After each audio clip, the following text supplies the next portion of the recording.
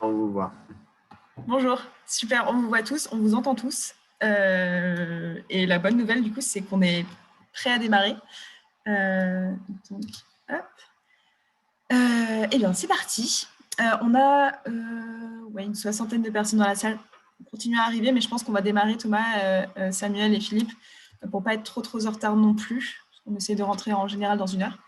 Ouais. Donc, bienvenue. C'est la 10e session du webinaire de la série Paroles d'hébergeurs qu'on anime régulièrement. Et sur les prochains mois, ce sera un rythme à peu près de 2 webinaires par mois. Donc, pour cette session d'aujourd'hui, on a décidé d'aborder le thème de la e-réputation. Et du coup, pour s'entourer, pour avoir les meilleures personnes pour en parler, on s'est dit que c'était cool de prendre des pros. Donc, Thomas Young, qui va se présenter dans 1 minute. On a aussi Philippe Mangin et Samuel Roux, qui sont 2 hébergeurs d'hébergement indépendants, Chambre d'hôtes et Riyad. Donc, également, ils vont se présenter dans quelques minutes. Et on a aussi Cédric du service marketing également qui va s'occuper de toutes les questions. Je vais directement passer la main à Thomas pour cette fois-ci et te laisser gérer. C'est parti. C'est parti. Merci Marie pour l'organisation et pour ton accueil. Merci à Philippe et Samuel de venir témoigner. Philippe et Samuel, quand je parle, s'il y a des choses que vous voulez réagir, vous agitez la main parce que comme ça, moi je vous vois et je sais que ça veut dire que vous avez envie de réagir et donc je vous passerai immédiatement la parole. Immédiatement, je vous passerai très rapidement la parole. Merci à Evivo pour l'invitation, l'organisation et puis merci à vous tous de nous rejoindre ici. L'objectif, c'est de tenir en 1 heure. Je vais essayer de dérouler ce que j'ai à dérouler en 45 minutes pour qu'on ait un temps d'échange de 15 minutes à la fin. Si on pose plein de questions pendant, évidemment, je vais dépasser mes 45 minutes, mais il y aura quand même eu de l'échange.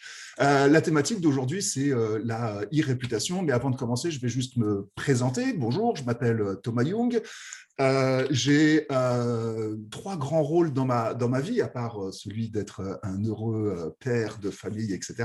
J'ai une première structure qui s'appelle Artiref, qui est un cabinet de conseil en numérique pour l'hôtellerie et les hébergements. J'ai une deuxième société qui s'appelle My Hotel Réputation, qui est prestataire de services, c'est-à-dire que c'est nous qui surveillons et répondons aux avis en ligne pour les acteurs touristiques, principalement des hébergeurs, des campings, des hôtels, de la restauration, les activités touristiques. On gère des dizaines de milliers d'avis par an, on écrit des dizaines de milliers de réponses, et c'est aussi tout cet éclairage, ce savoir-faire que je vais essayer de vous transmettre. Et ma troisième grosse activité est d'être maître de conférences associé à l'Université d'Angers, auprès de l'Estua. En fait, l'Estua est la plus grosse faculté de tourisme en Europe avec 3500 étudiants. Chez My Hotel Réputation, on est une équipe de 5 personnes à ne traiter que les enjeux d'avis en ligne dans le secteur touristique. Tout à droite, vous voyez Agnès, c'est mon épouse.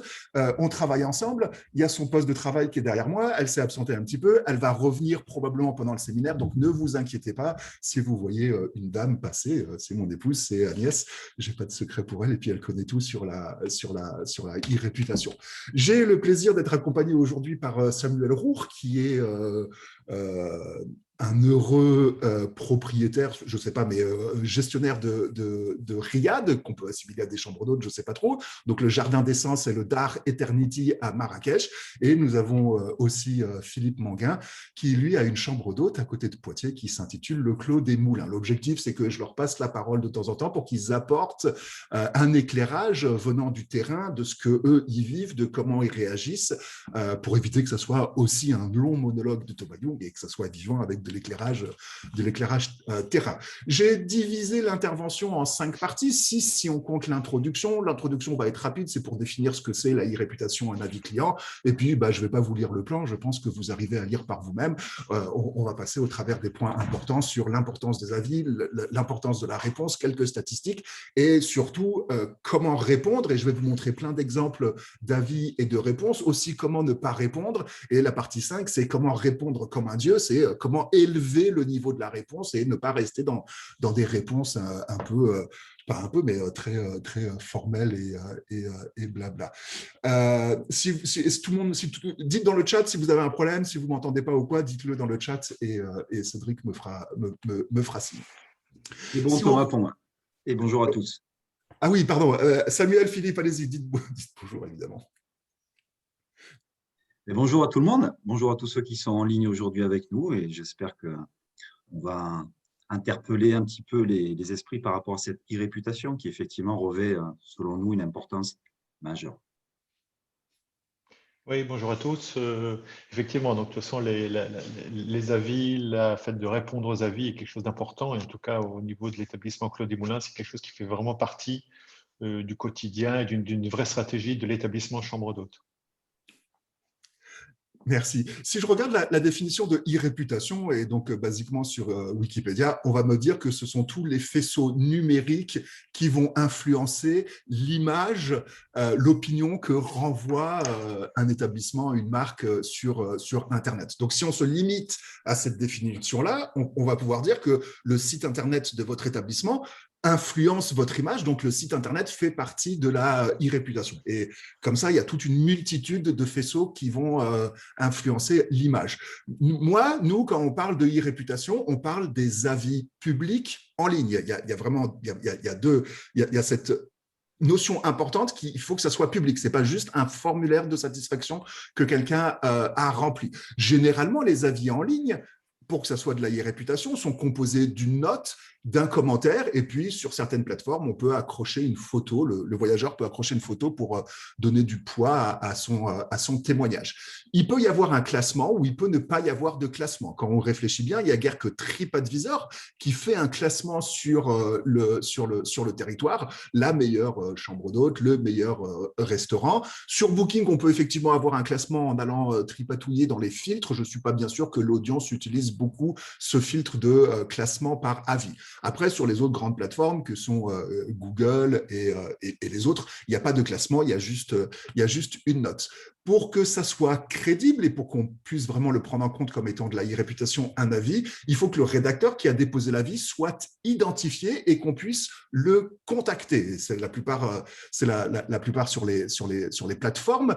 En cliquant sur le profil, on accède aux détails du voyageur et on peut entrer en contact avec lui. Il y a un autre aspect important pour nous, c'est que la date de séjour doit être clairement indiquée et la date de dépôt d'avis aussi sont clairement indiquées. Et enfin, sur les plateformes sérieuses, il est possible de signaler un problème avec un avis, pas uniquement le propriétaire de l'hébergement, mais même l'audience, les gens qui visitent, qui lisent, peuvent signaler un problème. Voilà les 6 composantes qui font qu'on considère que c'est un avis, que c'est de la e-réputation et que c'est crédible. La plupart de ces éléments viennent de la norme AFNOR qui a été rédigée il y a maintenant 8 ans sur la confiance en ligne et sur la collecte, la diffusion d'avis en ligne. Là, je vous ai mis un avis TripAdvisor. Je ne vais pas vous faire l'autopsie d'un avis TripAdvisor. Il y a toujours un profil, une date de dépôt, une note, un descriptif, une date de séjour. Des fois, on a même une typologie. On voit que c'est des gens qui ont voyagé en couple et on peut éventuellement trouver la réponse du propriétaire, de la direction ou de quelqu'un sous l'avis. Et les 3 petits points qui sont à droite, ça sert pour signaler, que l'audience puisse signaler un problème avec un avis. Les problèmes principaux que l'on va trouver avec un avis, c'est tout ce qui est insulte, diffamation, publicité, publication de coordonnées personnelles ou publication d'informations sensibles. On parle de vous partout. Il y a de multitudes de plateformes qui collectent des avis. Vous connaissez les principales, que sont TripAdvisor et Google. Mais il y a aussi les distributeurs comme Booking et aussi les distributeurs qui sont spécifiques aux chambres d'hôtes ou à l'hébergement de vacances, le vacation rental. On retrouve aussi, dans les distributeurs, on retrouve Expedia. Je garde toujours Zoover. Zoover est une plateforme hollandaise qui s'est ouverte à l'Europe. Il y a 2-3 ans, elle s'est recentrée sur le marché hollandais, c'est-à-dire qu'il n'y a plus de version française de Zoover. Juste le message, c'est si dans votre segmentation clientèle, vous avez des Hollandais et que c'est un segment important, alors vous devez vous intéresser à Zoover et surveiller Zoover. Dans le même ordre d'idée, il y a une plateforme allemande qui s'appelle Holiday Check, qui elle aussi se recentre depuis 1 an ou 2 sur son marché original qui est les Allemands. Donc, si vous avez des segments allemands importants dans votre clientèle, vous pouvez vous intéresser à Holiday Check. Je garde Airbnb parce que c'est la seule plateforme où il y a une cross-notation. À la fois, la personne qui accueille et à la fois le voyageur peuvent se noter dans les deux sens.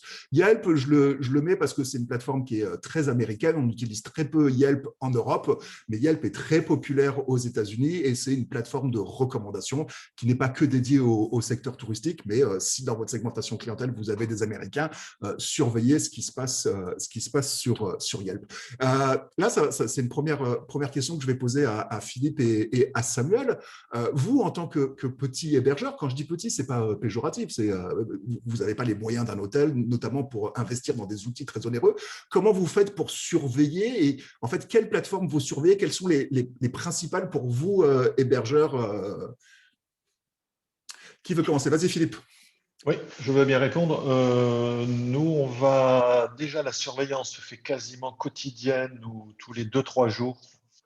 Dans les périodes creuses, ça va être 1 fois par semaine au minimum, mais sinon, c'est pratiquement tous les jours, tous les 2 jours, de surveiller s'il y a un avis ou pas. Je pense qu'il y a ce premier élément. Le deuxième, il y a aussi un autre élément que vous n'avez pas encore mentionné, c'est que nous, après le départ du client, on l'invite non pas à laisser un avis, mais à partager son expérience et on lui nomme les supports. Alors nous, par exemple, on suggère TripAdvisor, Google. Booking, on ne s'en mêle pas puisque Booking a sa procédure spécifique et Expedia, pareil, a sa procédure spécifique. Donc là, on n'incite en rien. Et on invite aussi à partager éventuellement l'expérience sur la page Facebook ou Instagram en fonction des choses. Plutôt une invitation à partager l'expérience. Ok, donc, et quand je donne la parole à Samuel tout de suite, mais quand vous dites je surveille tous les jours, c'est-à-dire tous les jours vous ouvrez TripAdvisor et les différentes plateformes ou vous avez un outil, des automatismes? Alors, il y a des alertes qui arrivent, hein. On peut avoir des alertes par mail, mais sinon, effectivement, je survole, tous les jours, c'est peut-être beaucoup, mais peut-être tous les 2-3 jours, je survole effectivement l'ensemble des plateformes pour voir un petit peu ce qui s'y passe. Ça prend, concrètement, ça prend 5 minutes, hein, même pas 5 minutes. Et ensuite, si j'identifie un avis, ça demandera un autre temps où là, à ce moment-là, je vais me poser pour répondre à l'avis. Et dans quel état tu es quand le matin tu arrives, tu ouvres ton navigateur, tu vas sur TripAdvisor? C'est pas le matin, c'est non, le matin, je suis occupé dans la chambre d'hôte, je suis occupé sur l'accueil des hôtes, le petit déjeuner. Ça va être soit en début d'après-midi ou en fin de journée. Un moment, on va dire posé, un moment au calme. Voilà. Samuel, merci Philippe, vas-y Samuel. Oui, écoutez, la e-réputation et les avis qu'on reçoit, c'est effectivement une surveillance quotidienne, que ce soit en haute ou en basse saison. Et je dirais, elle est permanente. Moi, sur mon ordinateur, vous savez, sur notre poste de travail, on a toujours des onglets qui sont toujours ouverts. Nous, en permanence, on a TripAdvisor, on a Booking, Expedia, Google, notre site officiel. Ça, on va dire que c'est les 5 principaux qu'on suit. Mon épouse et le manager, eux, s'occupent plutôt de la partie réseaux sociaux, Facebook, Instagram. C'est eux qui répondent. On se coordonne en général pour les réponses. Mais je dirais que c'est une surveillance… on ne vit pas avec ça, mais elle est permanente. Mine de rien, elle est permanente. Et de toute façon, quand vous ouvrez TripAdvisor, nous, on fait de la publicité. Donc, on reparamètre régulièrement. Donc, on est branché dessus. Booking, vous avez toute la gestion de l'extranet. Les commentaires, c'est un petit onglet. De toute façon, ça s'affiche également. On a cette alerte-là. On a d'autres alertes sur d'autres supports qui nous permettent d'être avertis quasiment en temps réel des avis. Alors, ça ne veut pas dire qu'on y répond immédiatement. Ça, on pourra en reparler tout à l'heure sur la manière de répondre. C'est un autre sujet. Mais oui, je veux dire, comme Philippe, c'est une surveillance quotidienne et je dirais presque quasi permanente. Et moi, ce que je remarque dans ce que vous dites, c'est qu'il y a vraiment des degrés de maturité complètement différents parce que, encore une fois, vous êtes des petits hébergeurs. Quand je dis petits, c'est vous avez 5, 10, 15 chambres. Moi, je travaille avec de l'hôtellerie, des hôtels qui ont 60, 100, 120 chambres et ils n'ont pas cette maturité de surveiller en permanence.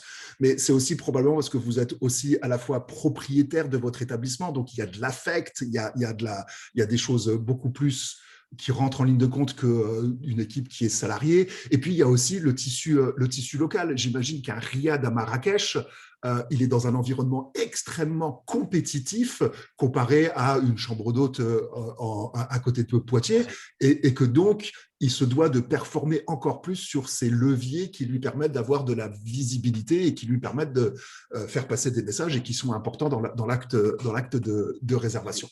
En fait, Pardon, excusez-moi Thomas, juste pour rebondir sur ce que vous dites, je conçois, nous, petit établissement, on a effectivement 14 chambres, on peut se permettre d'avoir un suivi à la personne. Et de toute manière, le suivi à la personne, ça se joue déjà avant son arrivée, jusqu'après son départ, où en gros, la note, on récolte tout le travail qu'on a semé. Mais je pense que c'est beaucoup plus facile de suivre ça de manière qualitative sur 1 ou 2 établissements avec 5, 10, 15 chambres qu'un grand hôtel qui a 100, 150, 200 chambres. Mais à mon avis, là, c'est peut-être une autre réflexion à avoir. Moi, je pense que sur un établissement qui gère autant de chambres, ça vaut le coup, je pense, de créer même carrément un poste. Alors, il y a un effet de seuil à calculer. Nous, à 15 chambres, on en est très, très loin. Tout à l'heure, Philippe parlait de quelques minutes par jour. Je pense que c'est une moyenne. Nous, on doit y passer 10 minutes, un quart d'heure par jour. Mais c'est une moyenne parce que j'ai des avis qui nous prennent 2 jours. Voilà, on a des avis sur lesquels on se pose, on prend le temps de réfléchir, on concerte l'équipe. Donc là, ça prend beaucoup plus de temps. Mais je conçois facilement que sur un établissement hôtelier d'une grande taille, ce soit un petit peu plus compliqué à gérer. À ce moment-là, à mon avis, c'est une question de structuration et puis d'un jeu de priorité. Et puis, vous n'en faites pas la même chose fondamentalement. Vous connaissez chacun des clients qui est venu, vous avez créé du lien avec vos clients. Donc, en fait, quand vous interagissez avec eux sur les avis, quand vous leur répondez, vous êtes dans un acte de relation client, alors qu'un hôtel, quand il répond à, je sais pas, 5-6 avis par jour, il va pas faire une recherche, il connaît pas tous les clients, il est moins dans un acte de relation client et plus dans un acte de marketing, c'est-à-dire c'est ce qu'on va voir par la suite, de faire passer des messages et de réassurer l'audience. Et déjà, c'est un premier point qu'on voit. Dans la réputation, il y a du marketing, de la relation client, il y a plein de choses. Notre marché, c'est transformé. Pour compléter, je pense que la question de la routine de ces fameuses quelques minutes par jour, c'est au même titre que l'on va voir l'agenda de réservation, c'est au même titre qu'on va voir quel client on accueille ce soir, au même titre qu'on va faire le bilan des achats ou des choses comme ça. Donc, c'est vraiment une routine qui fait partie d'une vision globale de l'établissement qui est vraiment importante. C'est pour ça que je parle vraiment de quelques minutes. Ouais. Après, je pense d'un point de vue factuel, les établissements, chacun va gérer en fonction de ses moyens, de sa taille. Nous, on a 4 chambres, ça prend peut-être quelques minutes, mais je pense qu'un établissement plus grand, ça prendra toujours quelques minutes dans ces quelques routines régulières et nécessaires dans la gestion de l'établissement au sens large. Voilà. La réputation, c'est un petit peu comme une piscine, moi je dirais. C'est soit on y passe quelques minutes par jour et ça se passe très bien, soit vous n'en occupez pas pendant une semaine et là, quand vous revenez, l'eau elle est verte. Bon. Ouais, ou alors on ne sait pas nager et on se noie. Philippe, tu as cité le mot routine. Moi, c'est un de mes mots préférés. Si vous voulez vraiment intégrer la réputation dans votre gestion, il faut que vous en fassiez une routine et que tous les jours ou 2 fois par semaine, au même moment, vous consacrez une routine à checker et à répondre. L'homme est très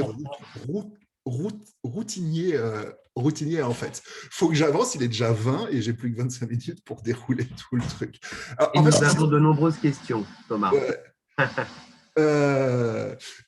En fait, ce qui s'est passé ces dernières années, c'est que notre marché s'est transformé en un marché de la conversation. C'est-à-dire que ça a toujours été la conversation. Moi, avant l'arrivée d'Internet, quand j'ai acheté ma première voiture, je connais rien en voiture, c'était une voiture d'occasion. J'ai demandé à mon oncle Robert de venir avec moi pour me dire si la voiture. Voilà, j'avais une conversation avec lui. Aujourd'hui, la conversation, elle est publique et elle est mondiale. C'est une vague de fond très très fort et c'est un changement profond je ne vais pas dire notre modèle sociétal, mais de notre méthode et de notre parcours d'achat. Et c'est pas que sur le tourisme, l'hébergement, c'est à peu près pour tout. Quand un voyageur dépose un avis sur TripAdvisor, il va influencer le comportement des prochains voyageurs. Il va l'influencer positivement ou l'influencer négativement. Un élément qui influence le comportement d'achat de quelqu'un, c'est du marketing. Et on se retrouve dans une situation où le voyageur produit du marketing pour le compte de l'établissement. C'est quelque chose de très puissant. Et en devenant coproducteur de marketing, il en devient de facto copropriétaire. On est en train de mettre sur la nature des voyageurs, des clients qui ont une petite propriété sur notre marketing. Et la grande question, c'est que va faire le voyageur de cette propriété sur le marketing. Les avis clients peuvent être très, très mal vécus. Là, j'ai une capture d'écran d'un article de Pascal Pascal Borel. Pascal Borel, il est étoilé Michelin, c'est un chef. Vous voyez ce que c'est, un chef Michelin? Le gars, il est dans sa cuisine, c'est un bonhomme, c'est une personne, il dit quelque chose, il y a toute la cuisine qui fait « Oui, chef !» On ne discute pas avec le chef, il est craint.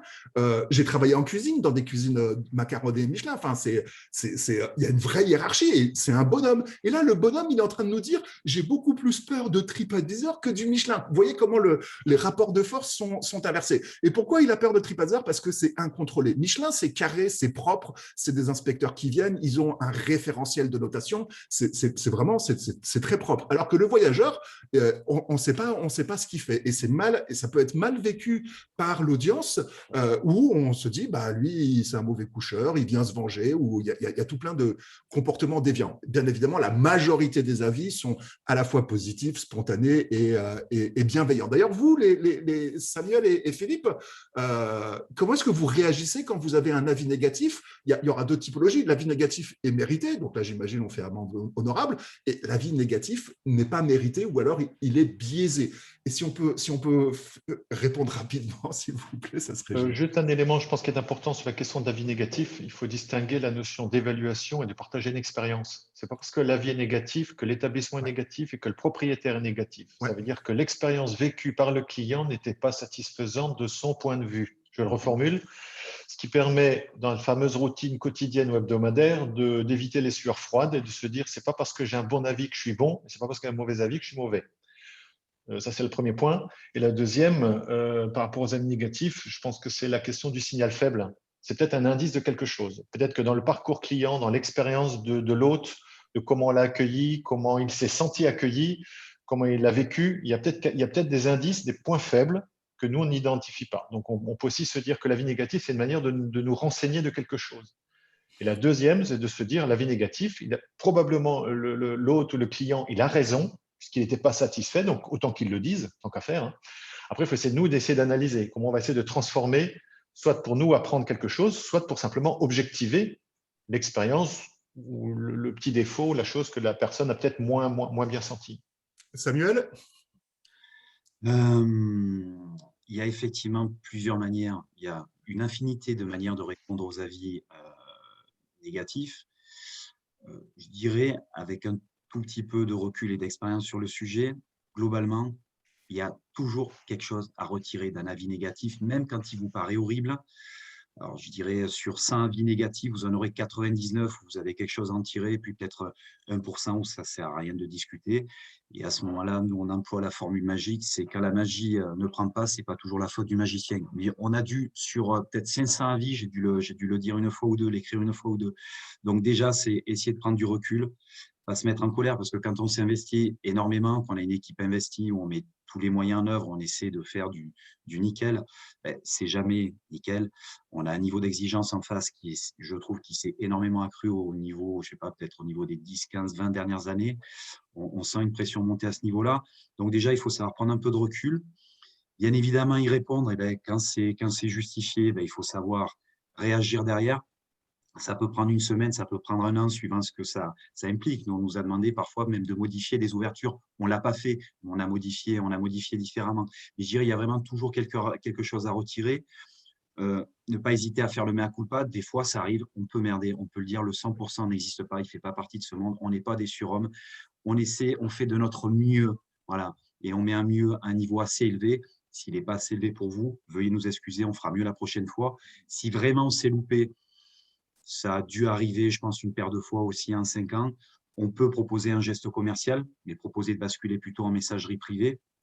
Et quand ce n'est pas justifié, on peut essayer d'argumenter, mais parfois, effectivement, ça ne sert à rien d'argumenter. Mais je pense que ces avis-là sont vraiment ultra minoritaires. Donc, on peut essayer de s'expliquer tout en reconnaissant que on n'a pas été au top et qu'on va vraiment en tenir compte. Parce qu'encore une fois, il y a, je pense, toujours quelque chose d'intéressant à retirer dans un avis négatif, qui soit très négatif, peu négatif, enfin modéré.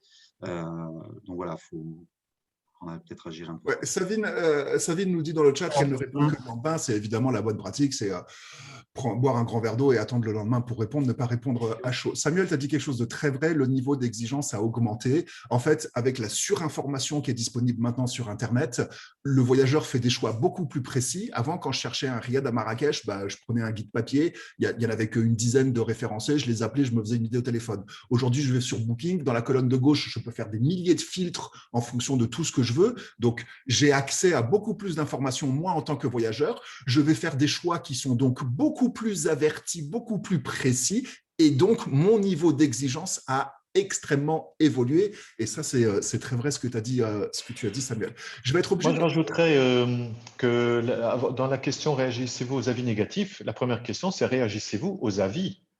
Nous, au Clos des Moulins, on a fait un parti pris, on répond à 100% de tous les avis, qui est une manière déjà de montrer à chaque hôte, à chaque client, une forme de considération, et que déjà le fait d'assurer une présence numérique, c'est de dire aux gens, nous sommes présents, nous vous écoutons, et donc ça va aussi atténuer sur de moyen à long terme des avis, on peut parler des fois un petit peu plus réactifs ou un peu des fois décalés ou autres. C'est une manière aussi de gérer au long cours les choses. Exactement. Merci Philippe. Je reprends la main. Peut-être que je vais accélérer un petit peu parce que le temps est précieux.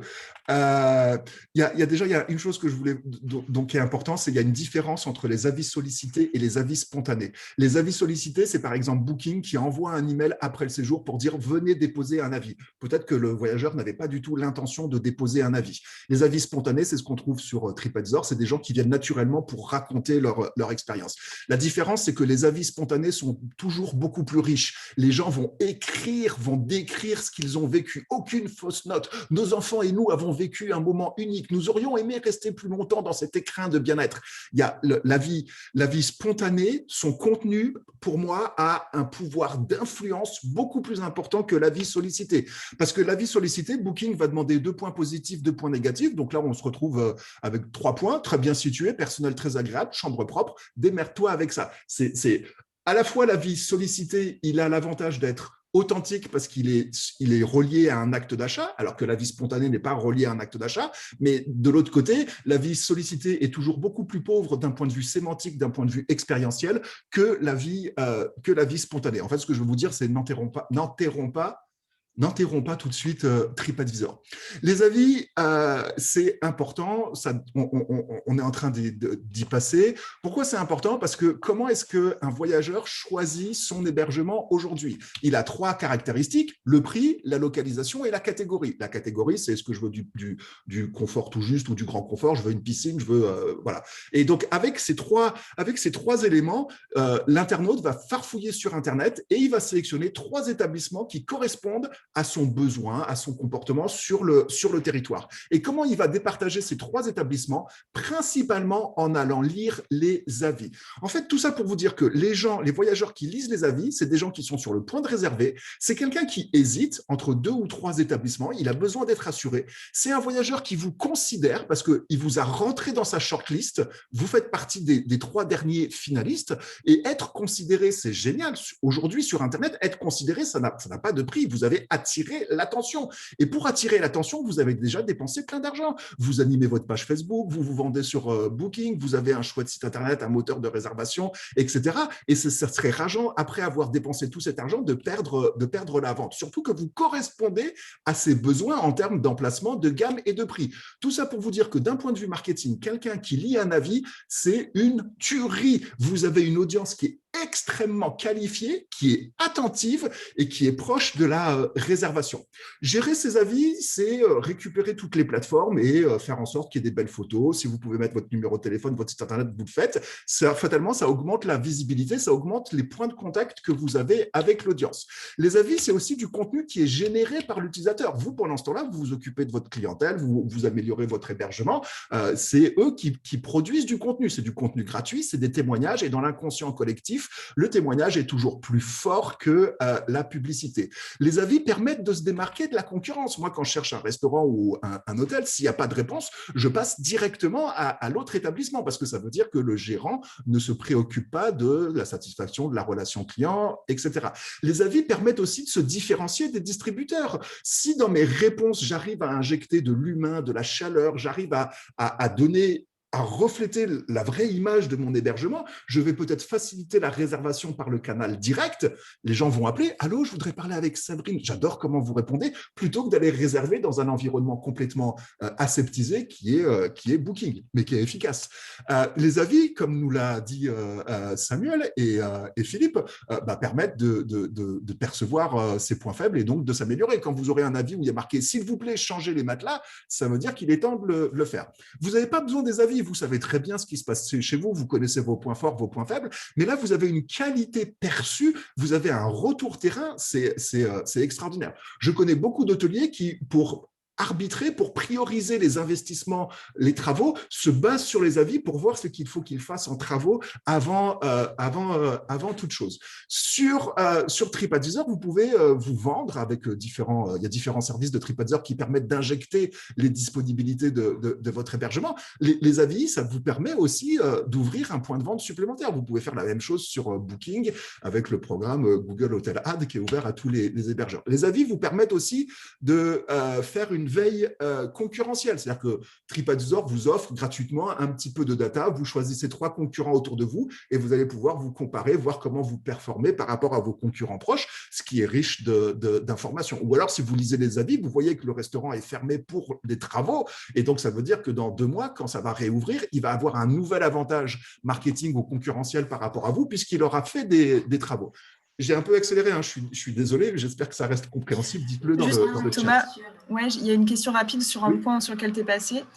Toi, rapidement, tu en penses quoi des logiciels de centralisation d'avis en quelques mots? J'en pense c'est-à-dire donc c'est des logiciels qui vont aspirer tous les avis que vous avez sur Booking, sur TripAdvisor, sur Google, etc. pour vous faire un tableau de bord en un seul emplacement. C'est génial. Si vous êtes présent sur plein de plateformes et que vous avez un gros volume, c'est presque indispensable comme outil.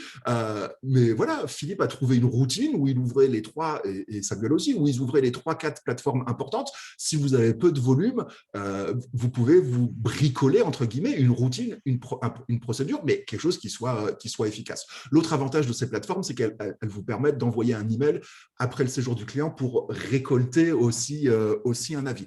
Donc, globalement, c'est un outil qui va devenir indispensable pour toute gestion touristique.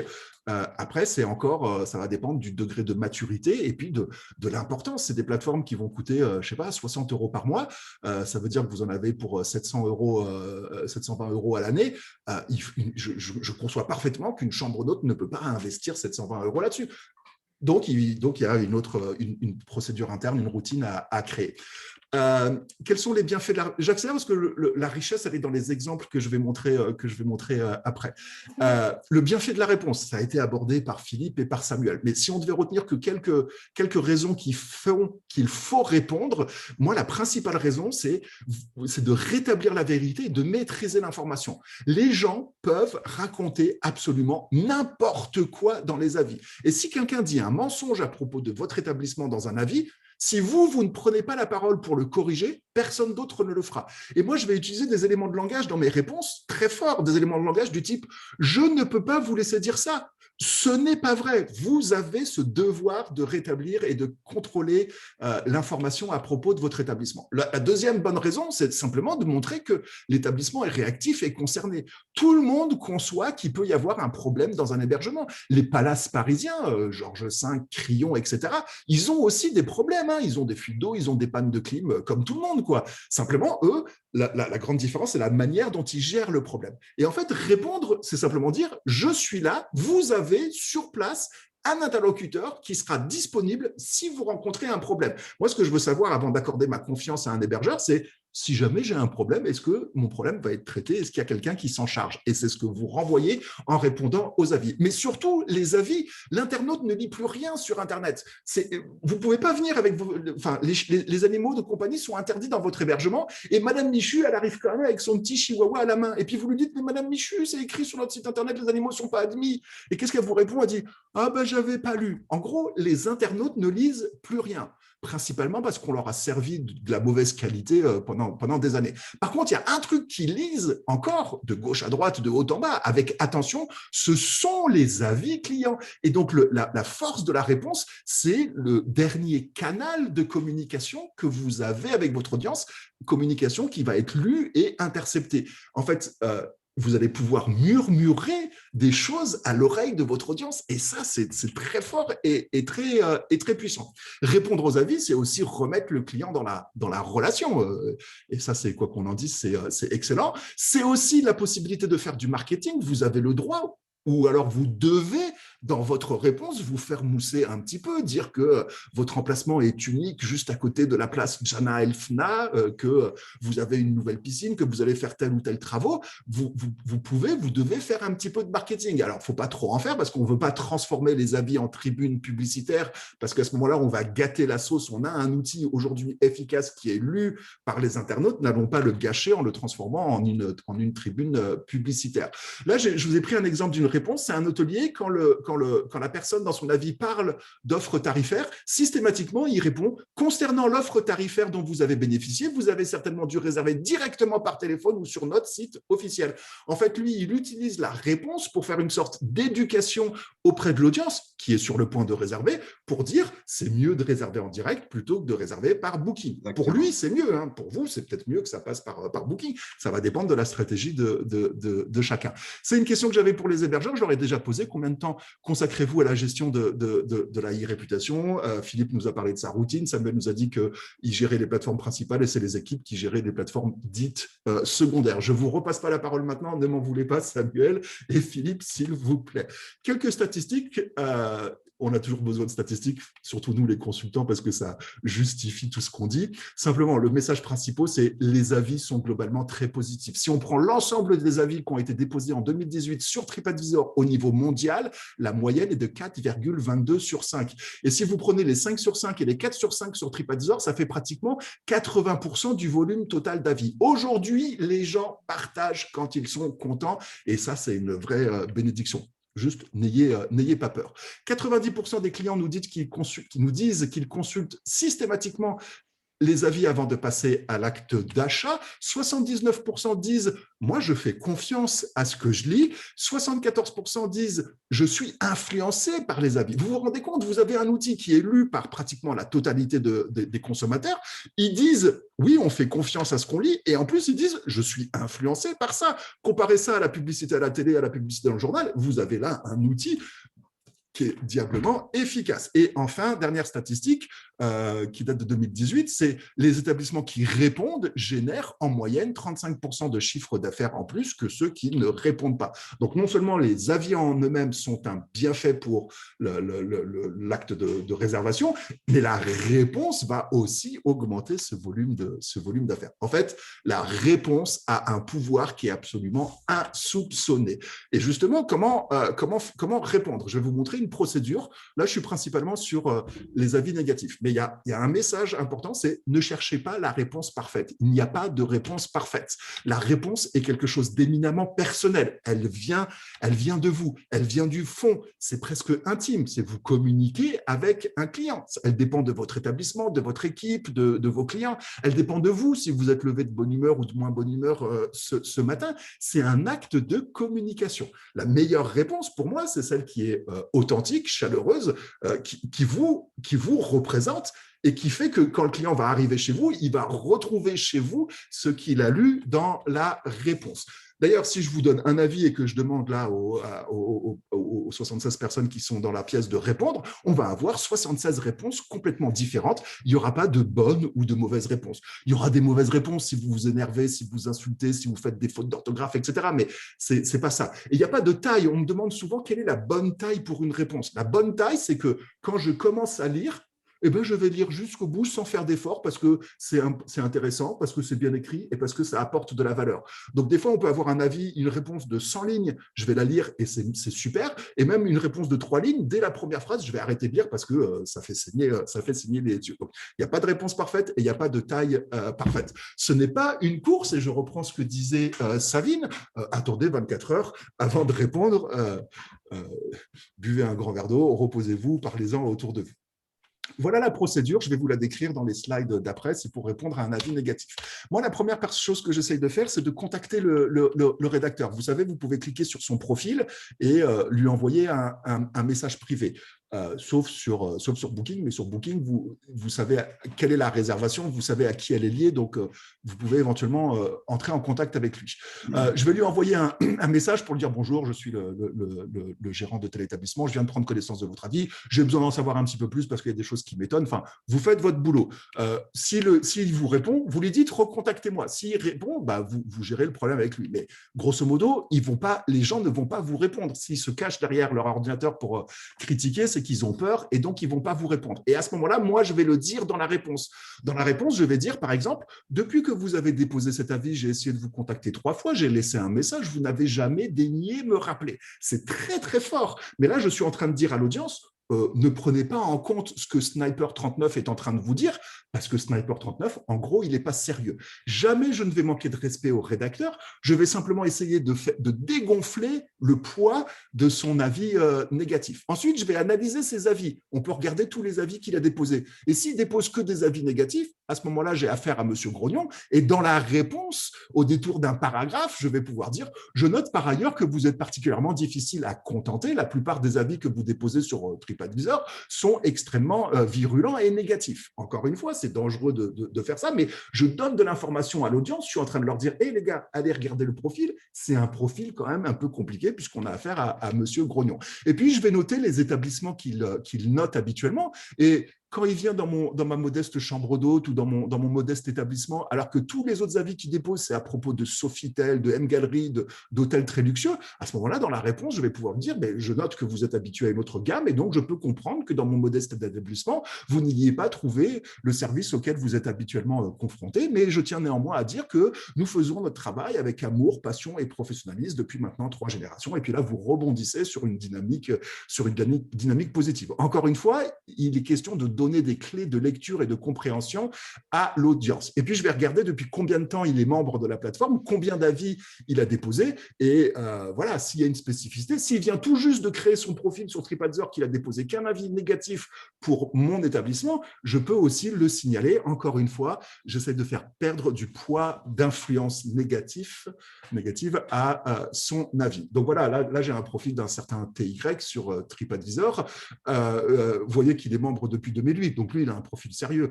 Il a déjà déposé une 60aine d'avis et je peux lui envoyer un message en haut à droite. Et voilà la boîte de messages que je vais avoir. Pour l'instant, j'ai juste été chercher de l'information. Je vous conseille de faire la réponse dans Word, de la relire le lendemain avant de la publier, ne serait-ce que pour la laisser reposer. Je vais utiliser le « nous » pour dire qu'on est une équipe, qu'on est soudé, qu'il y a une dynamique. Par contre, si je dois présenter des excuses, je dis « je », c'est moi, Thomas Young, qui m'excuse, et non pas juste la direction. La direction, ce n'est pas palpable. Thomas Young, c'est palpable. C'est un acte très fort. Et le fait de vous nommer, de dire « je », vous renvoyez à l'audience un message de « c'est moi qui suis en charge et j'ai pas peur en fait ». J'ai pas peur de mon produit, j'ai pas peur de ma qualité, c'est moi. S'incarner est un acte très fort dans le marketing. Évidemment, je m'excuse que si j'ai fait une faute. Et à ce moment-là, je réexplique, je fais amende honorable, je dis comment j'ai géré le problème sur place. Voilà. On a toujours l'habitude de remercier le client. Alors, c'est tout le temps, je vous remercie d'avoir pris le temps de déposer votre avis. Vous pouvez remercier pour plein d'autres choses. Je vous remercie d'être venu dans le Poids-de-Vin. Je vous remercie d'avoir choisi mon établissement. Je vous remercie de votre bonne humeur, je vois encore votre sourire. Enfin, il y a plein de manières de remercier. La reconnaissance marche très bien. Un élément de langage de type « Oh, je me souviens très bien de vous. Effectivement, lors de votre séjour, blablabla. » Le fait d'avoir de la reconnaissance montre que vous êtes un gestionnaire sur le terrain, que vous êtes impliqué et que vous êtes en relation avec les avec les clients. C'est rare qu'un avis soit totalement négatif, donc s'il met des choses positives, je vais les remettre à la surface. Je vous remercie d'avoir noté l'amabilité de notre personnel. Effectivement, Franck et Nathalie travaillent avec nous depuis maintenant 5 ans. Il n'y a pas 2 personnes comme Nathalie pour vous recommander. Vous avez vu comment je me mets à parler du personnel, parler des humains qui travaillent avec vous, c'est très, très riche. Un avis, c'est quelqu'un qui exprime la situation avec ses mots et avec son point de vue. Vous avez le droit, le devoir d'expliquer la même situation avec vos mots et votre point de vue. Il y a toujours plein de points de vue à une situation. C'est simplement vous donner des clés de lecture. S'il y a des mensonges, rétablissez la vérité. Ce n'est pas vrai, ça ne s'est pas passé comme vous l'expliquez. Vous oubliez de mentionner que vous êtes arrivé à 23h en faisant rugir le moteur de votre voiture. Enfin, vous voyez, l'audience a besoin de clés de lecture. S'il y a plein de choses négatives, je ne vais pas répondre à tous les éléments parce que ça fait un inventaire à l'après-vert et ça vous met en position d'infériorité, puisque après on aura l'impression que vous êtes en train de vous justifier sur tous les points et ça ne renvoie pas une image positive. Donc prenez simplement les 2-3 points les plus simples pour vous.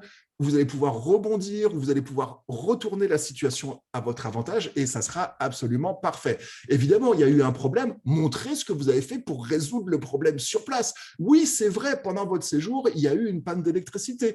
Immédiatement, j'ai redémarré le groupe électrogène et au bout de 20 minutes, vous aviez de nouveau l'électricité. Je dis n'importe quoi, mais c'est un exemple, je dois dire ce que j'ai fait. Et puis là, vous pouvez dire, effectivement, il y a ce problème d'électricité, ça n'arrivera plus jamais parce que nous avons couplé un démarrage automatique au groupe électrogène, ce qui fait que la coupure d'électricité maintenant ne devrait être inférieure à 3 millisecondes.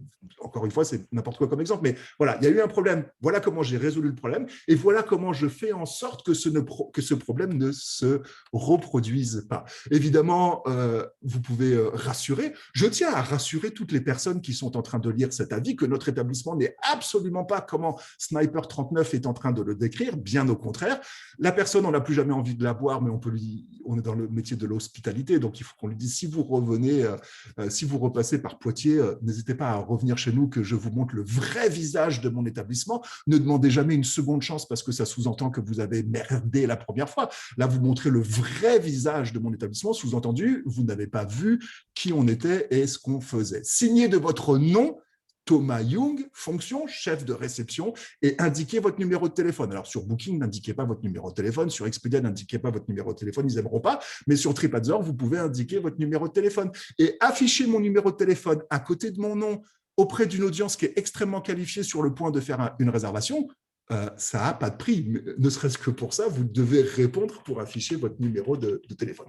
En gros, vous ne répondez pas à celui qui a écrit un avis négatif. Si vous pouvez le faire, faites-le, c'est ce que Samuel fait et c'est très bien, mais vous parlez à l'ensemble des voyageurs qui sont sur le point de réserver. Puis il est déjà 11h50, mon Dieu. On va déborder peut-être de 10, 15 minutes, même 20 minutes pour les questions, c'est pas un problème. Merci Marie de m'autoriser ça. Juste 2 trucs et astuces. Il y a un site internet qui s'appelle Le Bon Patron qui vérifie votre orthographe et grammaire, c'est gratuit, de bien meilleure façon que ne le fait Word. Donc, vous pouvez passer votre texte à la vérification. Si vous avez 60 € à investir, achetez une licence Antidote. C'est ce que la presse écrite utilise pour corriger tous les textes. Ça vous permettra d'avoir moins de soucis dans votre orthographe et votre grammaire. S'il faut traduire l'avis, j'utilise absolument pas le Google Traduction qui s'améliore année après année. Moi, j'utilise DeepL parce que DeepL, il fait la meilleure traduction, la meilleure qualité de traduction dans beaucoup de langues. Et aussi, là, sur l'exemple, je vous ai marqué le mot trees, la traduction trees ne me convient pas. Je clique dessus, il va me proposer des synonymes. Et si je choisis un autre synonyme, alors DeepL va réécrire la traduction parce que si je change le mot, ça veut dire que la signification de la phrase a changé. Enfin bon, je ne vais pas vous dire qu'il y a de l'intelligence artificielle derrière ça, mais c'est d'une finesse, c'est extraordinaire. Allez-y, jouez avec DeepL et utilisez-le pour vous en rendre compte. C'est effectivement de l'IA, DeepL. C'est effectivement une IA. Ouais, mais tout le monde dit on met de l'IA, et en gros, il n'y a pas grand monde qui fait réellement de l'IA. Ça se trouve, c'est un algorithme. Mais ce qu'il faut retenir, c'est que ça marche et que c'est top, quoi. On adore. Évidemment, on répond aussi au positif, pas qu'au négatif, hein, parce que si vous répondez que au négatif, au bout d'un moment, les gens ils vont vous donner que des avis négatifs. Ah, chérie, regarde, l'établissement, il fait son service après-vente sur TripAdvisor. Viens, on va leur dire qu'on a trouvé des poils dans la salle de bain. Enfin, bon. Encore une fois, dans l'avis positif, remerciez, reconnaissez. Je me souviens très bien de vous. Soyez sincères, chaleureux. rappeler un avantage de l'établissement, mais je comprends que vous ayez apprécié votre séjour à Marrakech. Il faut dire que nous sommes idéalement situés, que le personnel se met en quatre pour vous, parler du territoire, valoriser votre équipe. Vous pouvez insérer un petit smiley, ça fait du bien. Moi, je dis le smiley, c'est le lubrifiant de la relation sociale. Alors, il ne faut pas en mettre trop, il ne faut pas mettre des emojis, mais un petit smiley de temps en temps, ça ne fait pas de mal.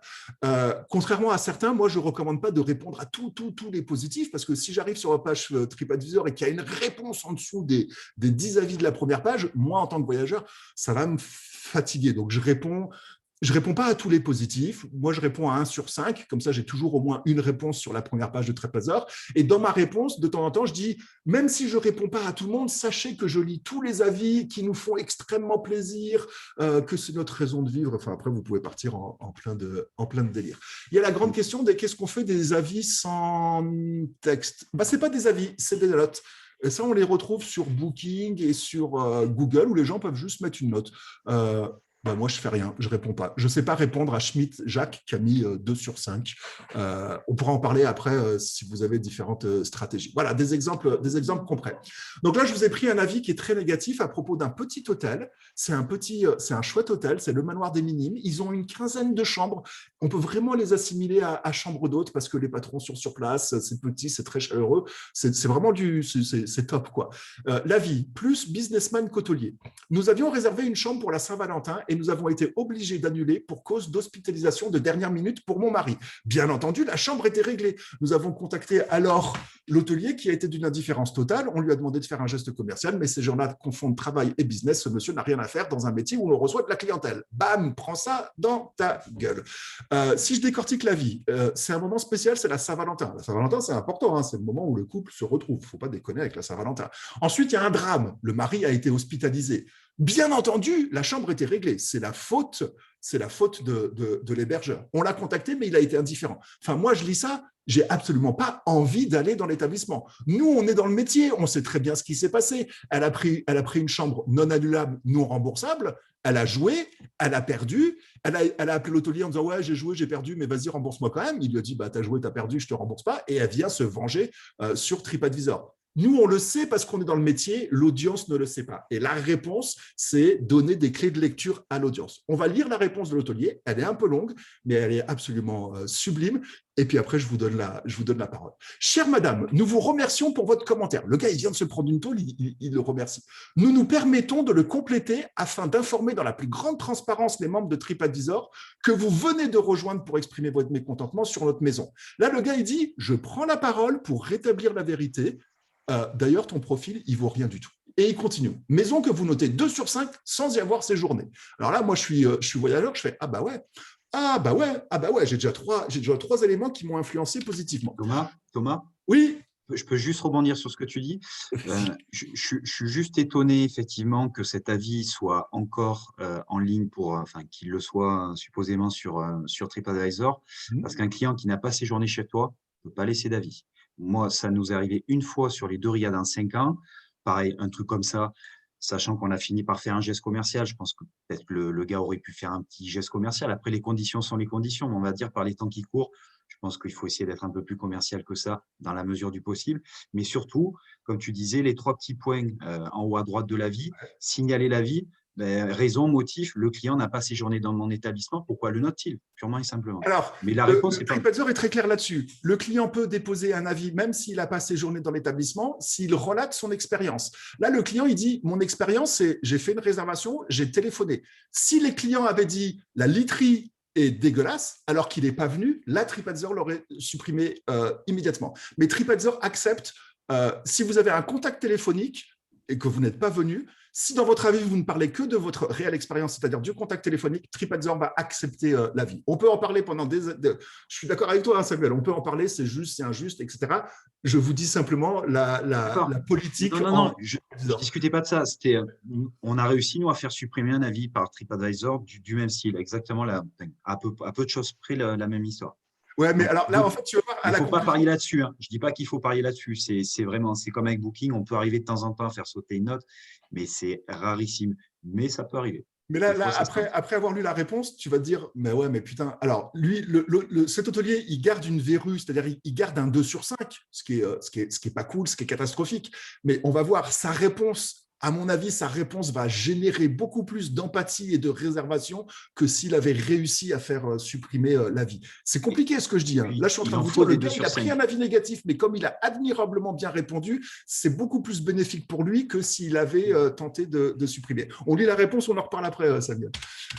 Vous aviez en effet réservé une chambre de luxe en promotion pour la Saint-Valentin. Lors de votre réservation, vous aviez spécifié que vous souhaitiez une chambre en particulier, la beige, et nous avons accepté pour vous être agréable. Là, l'hôtelier, il dit, voilà ce qui s'est passé. Il raconte l'histoire, mais de sa version. Et en plus, il dit, nous, on est hôtelier, vous voulez ça, on accepte. Vous avez fait cette réservation par Internet en sélectionnant un tarif promotionnel. Ce tarif implique une contrepartie que vous avez acceptée au moment de valider votre réservation, prépaiement à la réservation, non remboursable et non modifiable. Là, il est en train de dire, voici ce qui s'est passé. Vous aviez pleinement conscience de ces informations afin de bénéficier de ce tarif promotionnel. Là, il est en train de dire, vous vous êtes mis toute seule dans la Vous aviez la possibilité de choisir un autre tarif avec des conditions plus souples, mais à prix supérieur. Là, il est en train de dire, de toute façon, il y avait d'autres solutions. Moi, je suis pas fautif. Et là, il rétablit la vérité. Nous ne sommes ni malhonnêtes ni voleurs. Nous proposons à nos clients des offres promotionnelles avec restrictions, comme peuvent le faire la SNCF, etc. Là, c'est très habile parce que quand je perds un billet Proms à la SNCF, je ne vais pas au guichet de la SNCF en train de pleurer, s'il vous plaît, j'ai perdu mon billet Proms. Alors, en se comparant à un plus gros, il légitime et il explique son comportement. Et là, c'est le coup de grâce. Concernant votre annulation, nous n'avons pas été indifférents comme vous l'écrivez. Nous vous avons rappelé votre choix de chambre à prix promotionnel et nous vous avons invité à contacter le service assurance de votre carte de crédit, suggestion que vous avez certainement dû mettre à profit car vous nous avez demandé une facture pour les frais d'annulation. Et en plus, là, il est en train de dire, et en plus, vous vous êtes fait rembourser par votre assurance. Donc, commencez pas. Je fais, bon, voilà. Vous connaissez Brice de Nice, là, Brice de Nice, il ferait casser. Bon, c'est pas vrai, il faut surtout pas casser les clients, mais voilà comment, vous avez vu, moi, une fois que j'ai lu la réponse, je me dis, mais ce fameux Éric Desfarges, mais il assure grave. Il se fait attaquer de manière illégitime, il rétablit la vérité, il explique tout ce qu'il a fait pour corriger le problème. En plus, le client, il a probablement été remboursé. C'est le client qui abuse et j'ai tout de suite un crédit sympathie et, envers cet établissement. Là, je n'ai plus qu'une envie, c'est d'aller dans cet établissement. Dernier truc. Les gens, le cerveau humain est fait de sorte que quand je lis quelque chose, je l'imagine dans ma tête. Et l'enjeu pour vous, c'est que les clients s'imaginent des choses positives. Et donc là, on a un avis de Johnny à propos d'un hôtel Mercure, et c'est Alexandra qui a répondu.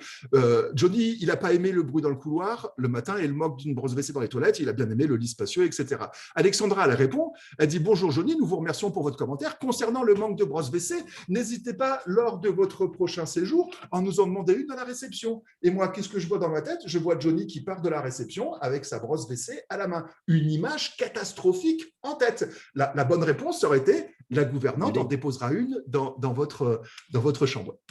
Pensez toujours à cette capacité d'imaginer les scènes quand on les lit. Et puis après, il y a des choses où il ne faut pas répondre comme ça, mais là, je vais donner la parole à Philippe et à Samuel, et puis à l'audience, quoi.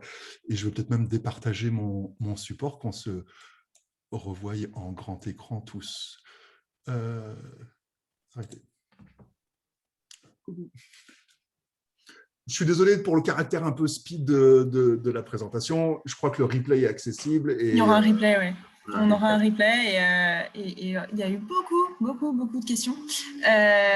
Donc, Cédric, si tu veux commencer, et puis je pense qu'on fera le tour après avec Samuel et Philippe s'il y a des éléments de réponse, et puis Thomas, bien sûr. J'avais un message important, excusez-moi, oui. Je repartage. Vas-y. Parce que si vraiment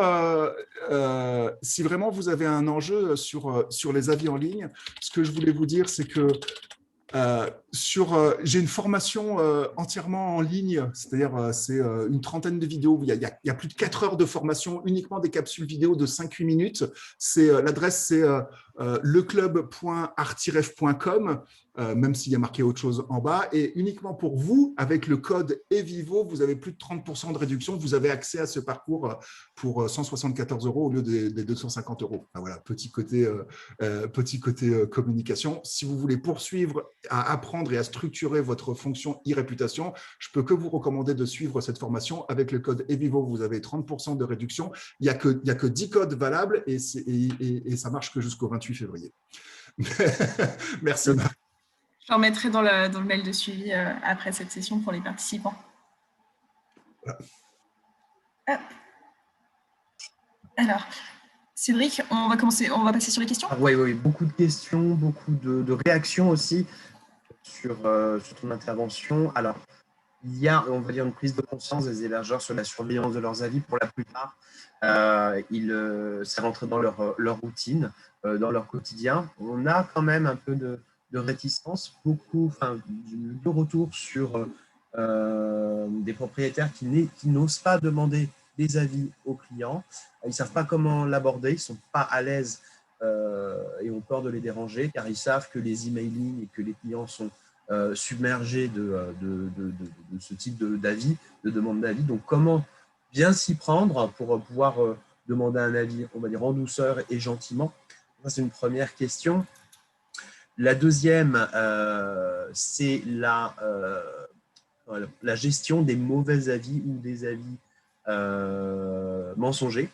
Donc, 3 retours, notamment sur Booking.com et sur Google. Alors, soit des avis de très mauvaise notation sans contenu, soit du contenu sans notation, mais plutôt négatif. Et les propriétaires se demandent comment ils peuvent agir pour demander le retrait et l'annulation de ces avis-là. Est-ce que c'est possible?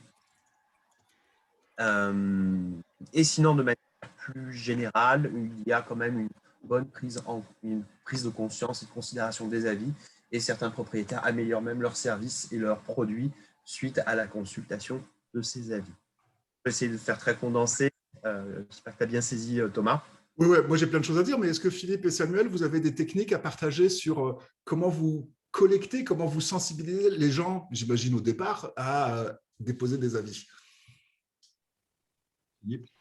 Alors j'y vais. Nous, on l'inscrit dans le parcours client ou le parcours des hôtes général, c'est-à-dire qu'il y a un email avant, au moment de la réservation, il y a un email où on va les accueillir, on leur rappelle que dans 2-3 jours, on les reçoit, ils sont accueillis, et une fois qu'ils sont partis, on envoie de nouveau un email où là, la stratégie personnelle pour suggérer des avis, donc on ne parle pas de donner un avis, mais de partager une expérience. C'est le premier mot, on n'utilise pas le mot avis, mais partage d'expérience.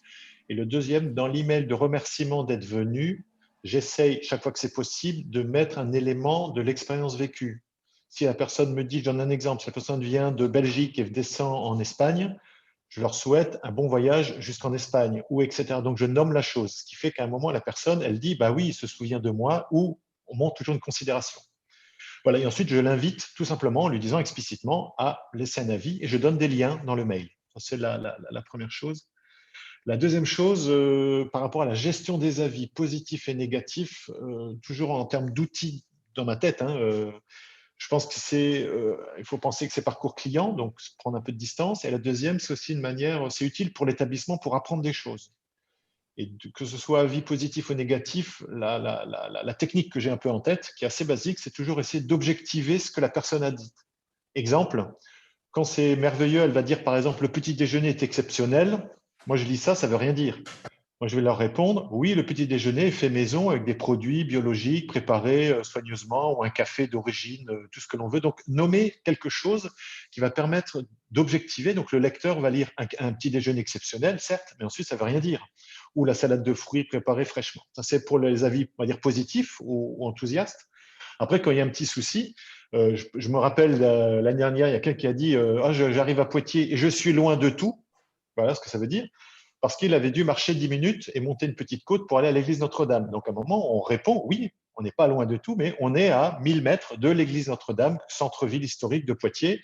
Donc, à un moment, ça permet aussi d'objectiver. C'est une évidence que la personne devant monter après une journée de voiture, sa perception, c'est ah ben oui, on est un petit peu loin de l'église Notre-Dame, mais dans les faits, marcher 10 minutes n'est pas loin en soi. Voilà 2 exemples qui illustrent comment on peut un moment transformé. Puis le dernier point, j'ai vu que certaines personnes présentes l'ont dit, les avis, c'est aussi un signal faible sur des indices de quelque chose qui va ou quelque chose qui ne va pas, ou quelque chose qui va de mieux en mieux ou quelque chose qui va de moins en moins. Ça peut être la disponibilité qu'on a, la fatigue, ça peut être plein de petites choses. Et moi, je considère en tant que gérant de la chambre d'eau, c'est ma responsabilité d'essayer d'entendre ces signaux faibles et puis petit à petit de les accumuler en me disant tiens, c'est l'occasion d'être un peu plus vigilant ce matin, de ceci ou de cela. Voilà tout ce que je peux dire de manière assez simple. Ok. Je rebondis directement sur les propos de Philippe en parlant donc de ces signaux faibles. Je suis entièrement d'accord avec lui. Juste peut-être à préciser, mais tu l'as dit quelque part, Philippe, en filigrane, c'est que la motivation d'une équipe, elle n'est jamais à 100% comme ça. Hein, ce n'est pas un long fleuve tranquille. Il peut arriver qu'une équipe, effectivement, à un moment, soit aussi par notre faute, parce que je pense que quand une équipe est moins performante, le problème, ce n'est pas l'équipe, c'est le manager, celui qui est au-dessus, en l'occurrence, c'est nous. Donc, effectivement, ça peut arriver de temps en temps de choper un avis négatif parce qu'il est très dur. Il ne faut pas chercher à contenter tout le monde, vous n'y arriverez pas. En revanche, quand ces signaux, quand ces avis arrivent à des périodes données ou pendant une période, pendant 15 jours, vous prenez des 4 sur 5 ou des 3 sur 5 sur Trip ou des 6, des 7 ou des 8 sur Booking, vous dites qu'il y a un souci. Donc, je le rejoins entièrement là-dessus. La fréquence des avis négatifs, ou on va dire moins bons, est pertinente pour juger effectivement de ce qui se passe en interne. Et le terme de signal faible, 200% d'accord. Vas-y. Oui, dans ce que tu dis, il y a un élément qui est important que Thomas n'a pas évoqué, c'est la perception de la notation ou des bulles ou des chiffres. Il ne faut pas confondre une évaluation, dire une note comme on a dans un devoir, on a un 15, un 16 sur 20 et on a un niveau. Et la deuxième, une évaluation d'une expérience où on est totalement satisfait ou totalement pas satisfait. Et là où chacun, moi le premier, des fois on monte un peu dans les tours, même en lisant les avis, c'est qu'on le prend pour une évaluation comme si on avait une note d'un devoir. Or, c'est juste une évaluation de l'expérience vécue de la personne. Soit elle est totalement satisfaite, soit elle n'est totalement pas satisfaite, ce qui peut arriver. Et là-dessus, j'alerte Thomas ou d'autres, Booking a changé son système de notation. Et l'année dernière, on a eu besoin d'expliquer aux autres origine Booking qu'il ne faut pas penser comme système français, je mets une note pour donner, vous avez un 18 sur 20, puis vous pourrez bien progresser, mais plutôt à la système anglo-saxonne où on dit, je suis totalement satisfait d'un service, je mets automatiquement 10. Je suis totalement insatisfait d'un service, je mets 0. Mais ça ne veut pas dire que l'établissement est nul, c'est-à-dire que le service perçu est totalement satisfait ou insatisfait. Et ça, à un moment, nous, entre guillemets, on s'est chopé des 9 pendant toute une série, plutôt que des 10 habituels, des fameuses 5 bulles ou autres. Je ne sais pas si vous comprenez le principe. Ouais, et là, il y a quelque chose vraiment d'important à voir. Sachant qu'il y a un effet grégaire des notes, hein, il est très important. Nous, on voit quand on a une série de notes qui baissent, derrière, on fait tout, l'équipe se déchire pour rechoper un 10, et comme par hasard, derrière, les notes sont plus clémentes. Bon, je ne vais pas parler de mouton de Panurge, ce serait très péjoratif au regard de notre aimable clientèle, mais globalement, je le pense, on a un comportement très grégaire avec la notation qui, je rappelle, inconsciemment, les psychologues qui disent c'est la notation de quelque chose, en fait, inconsciemment, on se note soi-même. C'est un raisonnement, on ne va pas rentrer dans la psychologie de comptoir, mais il y a quelque chose d'inconscient dans la note, on se note soi-même. On donne une estimation, une évaluation de la manière dont on s'estime, l'amour qu'on a pour soi. Bon voilà, je referme vite la parenthèse, mais j'y reviendrai juste dans 2 secondes par rapport à l'aspect émotionnel de la note. Pour moi, la note a une importance émotionnelle qui est primordiale.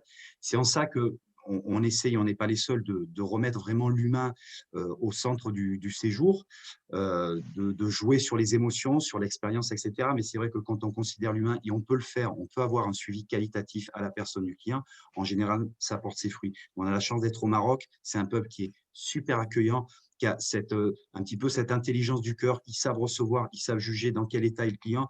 Ça, ils l'ont intuitivement, les Marocains. Après, comme le disait Philippe aussi, il ne faut pas surtout pas en faire une affaire personnelle. Quand on déjà, rien que le fait de répondre, ça va améliorer votre note. Sniper 49 qui venait pour jeter sa haine, si vous ne l'avez pas dit en face, c'est parce qu'il a peur. Quand il arrive sur la page TripAdvisor, il voit vos réponses, il va quand même déposer un avis négatif, mais globalement, l'avis sera beaucoup moins virulent. Booking, effectivement, Philippe, Booking a changé son système de notation. Jusqu'à l'année dernière, l'année d'avant maintenant, on notait de 2,5 en 2,5. Donc, la note minimum qu'on pouvait avoir sur Booking, c'était 2,5 sur 10, ce qui est génial. Ils sont passés de 1 en 1, donc on peut avoir des notes plus sévères, mais dans l'autre sens, on peut avoir une moyenne plus élevée. Et puis, ils ont décorrélé la note globale de toutes les sous-notes, ce qui pose aussi des problèmes de compréhension. Sur TripAdvisor, on est noté sur 5. Et c'est compliqué, je laisse un 4 ou un 5. En gros, je laisse un 8 ou un 10 sur 10 si on compare par rapport à Booking. Et puis après, il y a l'aspect culturel. Les Allemands sont beaucoup plus sévères, entre guillemets, dans leur notation. Les Italiens, sur place, les Italiens, ils vont parler avec les mains, ils vont faire tout un scandale, mais globalement, après, les Italiens, ils notent très positivement. Pour répondre à la question sur les collectes d'avis, et puis à un moment donné, il va falloir qu'on arrête. Pour moi, la meilleure manière de collecter un avis, c'est pas de le collecter sur soi. Parce que quand je parle à un client, vous avez apprécié votre séjour? Ah oui, on a passé un bon séjour. Oh, allez déposer un avis sur TripAdvisor. Moi, ça me fait l'idée d'un SDF roumain dans le métro à Paris qui est comme ça. S'il vous plaît, déposez l'avis, beaucoup travaillé pour toi. Et surtout, j'ai l'impression que vous êtes en situation d'infériorité parce que vous êtes en train de demander quelque chose au client, comme si vous lui demandez une faveur. C'est aussi ça qui fait prendre conscience au client qu'il est en train de prendre le pouvoir par le marketing qu'il produit. L'idéal, c'est de demander un avis désintéressé, du genre, vous avez apprécié votre séjour, vous avez découvert, ah oui, on a été manger à la crêperie du château, c'est génial. Et à ce moment-là, moi, je rebondis, je fais, oh, c'est des petits jeunes, ils viennent s'installer. Vous savez ce qui les aiderait, c'est que vous leur déposiez un avis sur TripAdvisor. Là, je l'ai demandé pour quelqu'un d'autre. Le client, s'il n'est pas, il connecte ses neurones et il va déposer un avis aussi pour moi. En fait, ce n'est pas pour moi que je vais le demander, mais pour quelqu'un d'autre, pour un membre de mon personnel, voilà, je vais faire semblant d'être désintéressé dans la collecte d'avis. Mais il faut collecter les avis. Si vous ne collectez pas les avis, seulement 1% de vos clients vont aller partager. Si vous sollicitez les avis, vous allez monter à 20-25% de partage. Et comme le dit Philippe, il n'y a pas que la note, il y a tout le contenu de l'avis qui aussi est émotionnel. Cédric, est-ce qu'il y a d'autres questions? Alors, ce que je propose, c'est que je vais donc vous donner les coordonnées de la page webinaire Parole d'hébergeur. Je vais mettre le lien au niveau du chat où on va pouvoir retrouver le replay parce que c'est vrai que tu as dit beaucoup de choses qui répondent voilà, aux principales questions. Donc, je vais partager mon écran maintenant, si tu permets. Voilà, donc vous allez... Je t'interromps rapidement. Vous aurez un mail à la fin, je crois qu'il sera envoyé demain, avec toutes ces infos-là, avec tous les liens. Donc là, on vous les remet ici, mais sachez que tous les liens seront dispo dans le mail d'après. Il y aura tout. Voilà, donc vous allez retrouver le replay du webinaire en intégrale sur cette page, webinaire Parole d'hébergeur. Vous pourrez également vous inscrire aux prochaines sessions. Donc si vous venez régulièrement, vous verrez les thématiques et les prochaines programmations. Vous allez retrouver toutes les infos ici et les liens des sites des différents intervenants de la session du jour sur la page Parole d'hébergeur. Si vous avez besoin d'aide dans ce contexte de Covid, nous tenons à jour une page spécifique d'aide aux hébergeurs. Vous retrouverez donc les numéros utiles, les dernières mesures gouvernementales, les informations plan de relance. Nous écrivons également des articles de blog pour vous aider à mieux gérer votre activité, mettre en place un protocole sanitaire, comment communiquer avec des clients dans ce contexte particulier. Et nous tenons également à jour un blog d'information qui est updaté à peu près 2 fois par semaine avec les dernières grandes mesures. Donc, vous retrouvez voilà, les informations sur Information Covid-19. Cédric, je rebondis juste. La réponse en cette situation de Covid, la réponse est parfaite. Les gens qui lisent les avis en ce moment, c'est des gens qui cherchent à s'évader un petit peu, à faire un week-end. Répondez-leur que oui, vous êtes ouvert. C'est la question que tout le monde se pose. Est-ce que l'hébergement est ouvert?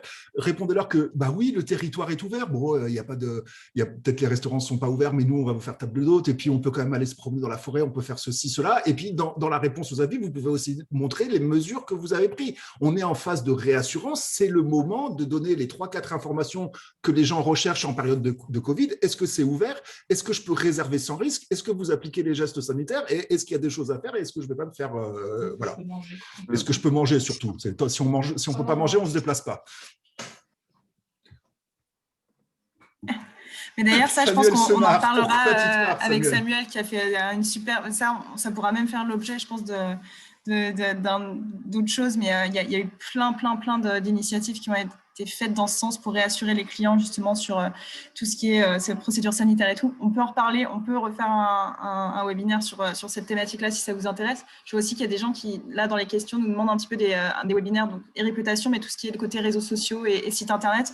On peut en reparler également parce qu'il y a enfin, Thomas, je pense que tu seras d'accord, et puis même Philippe et Samuel, il y a beaucoup de choses à dire sur tout ce qui est réputation sur les réseaux sociaux, sur le site internet, etc. On n'a même pas touché ça là du doigt, les commentaires sur les moteurs de réservation ou sur les sites, mais c'est aussi des outils qui existent. Donc, Formez-vous. on va en reparler.